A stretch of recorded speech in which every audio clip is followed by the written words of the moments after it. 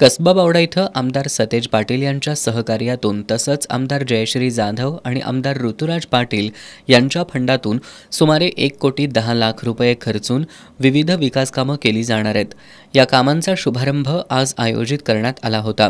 सुरुवातीला आमदार सतेज पाटील, आमदार ऋतुराज पाटील, आमदार जयश्री जाधव यांच्यासह उपस्थित मान्यवरांनी छत्रपती शिवाजी महाराज आणि डॉक्टर बाबासाहेब आंबेडकर यांच्या पुतळ्याला पुष्पहार अर्पण करून अभिवादन केलं।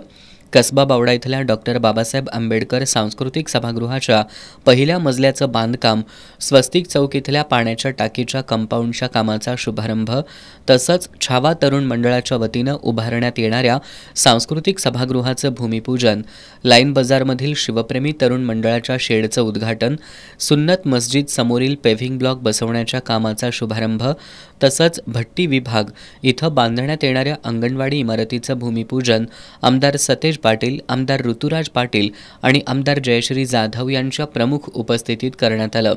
यावेळी बोलताना आमदार सतेज पाटील यांनी कसबा बावडा वासियांनी नेहमी आपल्याला खंबीर पाठबळ दिल्यामुळेच आपल्या राजकीय वाटचालीला मोठं यश मिळाल्याचं सांगितलं। भविष्यात कसबा बावड्यातील विकास कामांसाठी निधीची कमतरता भासू देणार नाही अशी ग्वाही आमदार सतेज पाटील यांनी यावेळी दिली।